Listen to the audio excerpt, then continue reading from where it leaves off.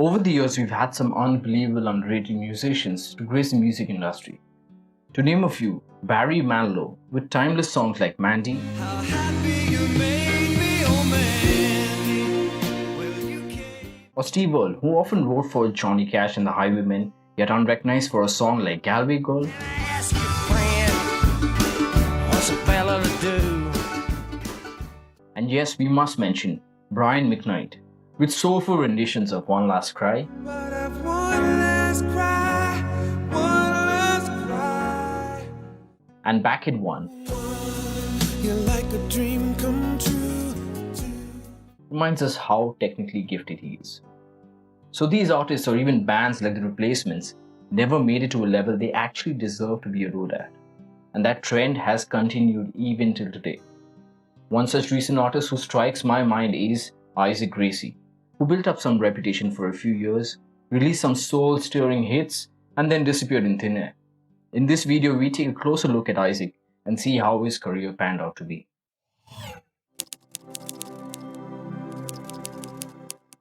Every musician has to start somewhere. Just like Katy Perry, Justin Timberlake, Whitney Houston, and other well-known artists, Isaac started his journey with the church. He was part of the Ealing Abbey Choir in London and often hit the difficult high C in Gregorio Allegri's Miserere, which is already quite a challenging composition. Soon he jumped from church music to alternative rock, indie rock, folk rock, and even started writing songs at the tender age of 14.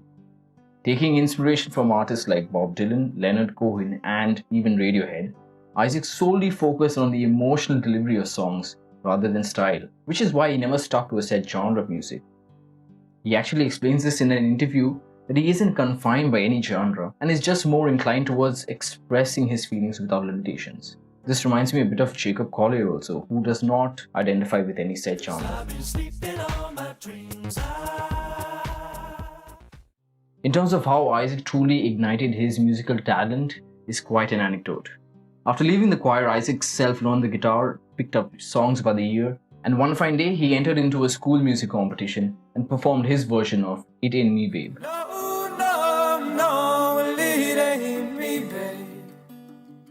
Midway, Zach the judge stopped Isaac, and before being offered any explanation, Isaac stormed off the stage and ran home in tears. Little did he know that the judge actually wanted to announce him as the winner on stage. As you can see, Isaac was very self-conscious about his music. This pivotal incident pushed Isaac to work on his music alone in his bedroom and record songs on GarageBand. From there, it took him just 1 hour at night to write and produce his first ever raw demo, Last Words. You must be wondering how the industry discovered Isaac. One word: SoundCloud. Isaac made music for personal interest only and never thought of it as a mode for public appreciation. So he would share his recordings with close ones and upload them on SoundCloud for reference. And as fate would have it, that's where Last Words attracted public attention and Lucian Grange, the CEO of Universal Music Group. Lucian, who's worked with multiple stellar artists like Lady Gaga, ABBA, Taylor Swift, and even Amy Winehouse, had now actually convinced Isaac to sign a contract. In a blink of an eye, Isaac stopped working as a dish boy in cafes, dropped out from his creative arts course in university, and decided to pursue music full-time at the age of 19. Within a few years, he re-recorded his bedroom demos and released it as his debut album called Isaac Gracie. The album has about 11 songs, and quite frankly, it represents a cluster of emotions. First up, Last Words was probably the most popular song of Isaac's discography. It has simple chords, mellow beats, and the perfect set of lyrics that anyone can identify with. How did I get here? And can I get back? Well, let's just say that the lyrics definitely strike a deeper meaning. But I do feel beyond the song there are a few other gems too. In one interview, Isaac claimed that the two most difficult songs of his album were Hollow Crown and Silhouettes of You. Difficult in the sense that he probably took some time in accurately capturing his emotions into the lyrics. If you listen to the lyrics of Hollow Crown, they clearly represent Isaac's ongoing breakup at the time. Oh, she wore you like silk. Bandage door. In fact, both this song and Silhouettes of You were written after he had lost a relationship. Silhouettes of You is, without any doubt, musically and emotionally the best song of Isaac's debut album. The beginning of the song immediately sucks you into his hole of sorrows, and to top that off, he addresses the chorus to his former partner. Tracing silhouette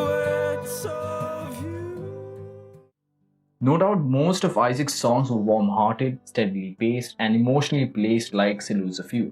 But like I mentioned before, he doesn't stick to a particular style and can express himself in different forms too, like in The Death of You and I, where the chorus shifts into a rock version of Isaac. Since the death of you and Or in Show Me Love from his more recent EP, where we get a peppy Isaac. show me love. Finally, as for my favorite song of the album, Terrified is also Isaac's favorite song.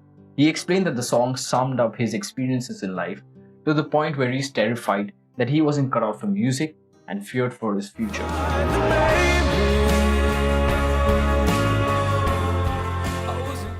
The song perfectly aligned with what Isaac thought about entering the music industry so quickly like he did, and he never wanted to rush his love for music.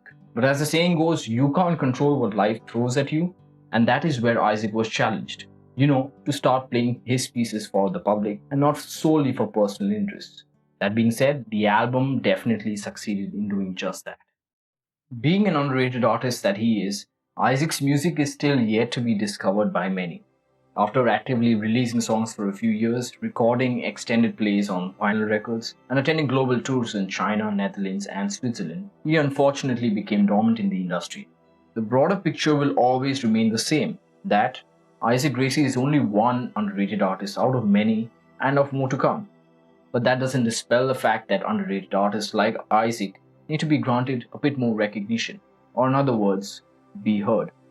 So I guess until Isaac returns back from the dead, we should just bask in his music and celebrate it. That's all for today. I'll see you next time.